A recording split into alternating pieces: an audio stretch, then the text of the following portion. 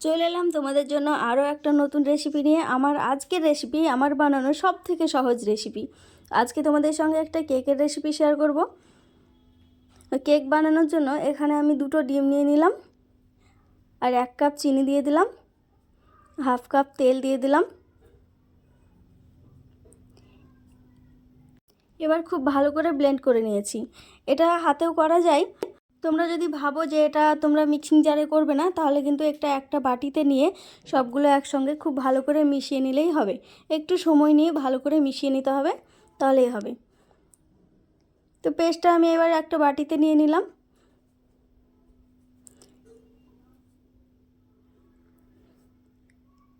এখানে 2 কাপ ময়দা দিয়েছি, একটুখানি লবণ দিলাম,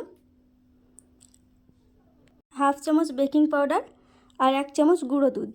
এগুলো সবগুলো একসঙ্গে ভালো করে চেলে নেব। এগুলো চেলে দিলে কি হয়, কেকটা খুব সুন্দর হয়, ওই জন্যে চেলে নিতে হবে। এবার সবগুলো খুব ভালো করে মিশিয়ে নিতে হবে। আমার মেশানো হয়ে গেছে। বাটারটা দেখো এই রকম ঘনত্ব হবে। তো আমার কোনো রকম জল দেওয়ার প্রয়োজন হয়নি। তো তোমাদের যদি প্রয়োজন হয় তো একটু লিকুইড দুধ বা জল কিছু দিয়ে ওটা এই রকম বাটারটা বানিয়ে নিতে হবে। 10 মিনিট রেস্টে রেখে দিলাম। তারপরে ফিরে এলাম 10 মিনিট পর। আমি আবারও একটু ভালো করে মাখিয়ে নিচ্ছি। আমি কিন্তু এই পর্যায়ে একটুখানি ভ্যানিলা এসেন্স দিয়েছিলাম, তো এটা আমার দেখানো হয়নি, তোমরা অবশ্যই দিয়ে দিও। এবার একটু ভালো করে মাখিয়ে আমি রেখে দিলাম ওইদিকে। এবার দেখো এই পাত্রটায় আমি একটুখানি সাদা তেল দিয়েছিলাম, দিয়ে ভালো করে ব্রাশ করে দিচ্ছি।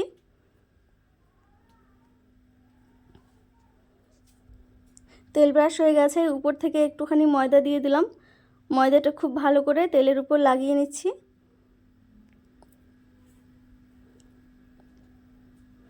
হয়ে গেছে। এবার আমি বাটারটা ঢেলে দেব।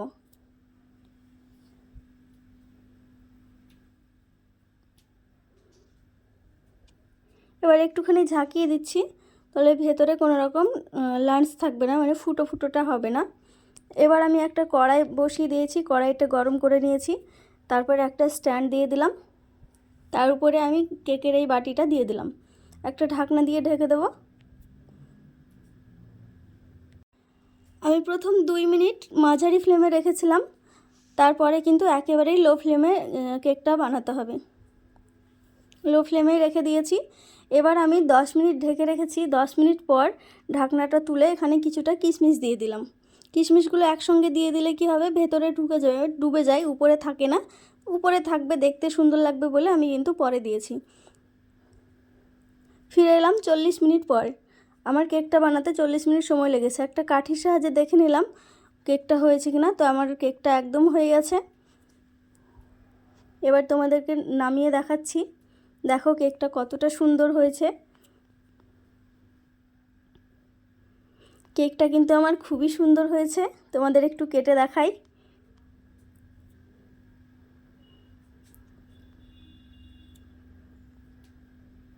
দেখো কতটা নরম হয়েছে, বুঝতেই পারছো। তো এই কেকের রেসিপিটা আমি এত সহজভাবে দেখিয়েছি, আশা করি তোমরা সবাই বানাতে পারবে। তো এই রেসিপিটা যদি ফলো করে বানানো যায়, মানে বাচ্চারাও বানাতে পারবে এই রকম রেসিপি। তো তোমরা বানিও এটা ফলো করে। আমার রেসিপি ফলো করে কেকটা বানালে অবশ্যই ভালো হবে। তো ভিডিওটা তোমাদের কেমন লাগলো তোমরা কিন্তু কমেন্টে অবশ্যই জানিও। আর আমার এই ভিডিও দেখে তোমরা বাড়িতে বানিও, তোমাদের কেমন হলো সেটাও কিন্তু আমাকে কমেন্টে জানিও। ভিডিওটা যদি তোমাদের ভালো লাগে তাহলে লাইক কমেন্ট শেয়ার করো। আর যারা আমার নতুন বন্ধুরা আছো তারা কিন্তু চ্যানেলটাকে অবশ্যই সাবস্ক্রাইব করে দিও। আর কে কোথায় থেকে দেখছো আমাকে কিন্তু জানিও।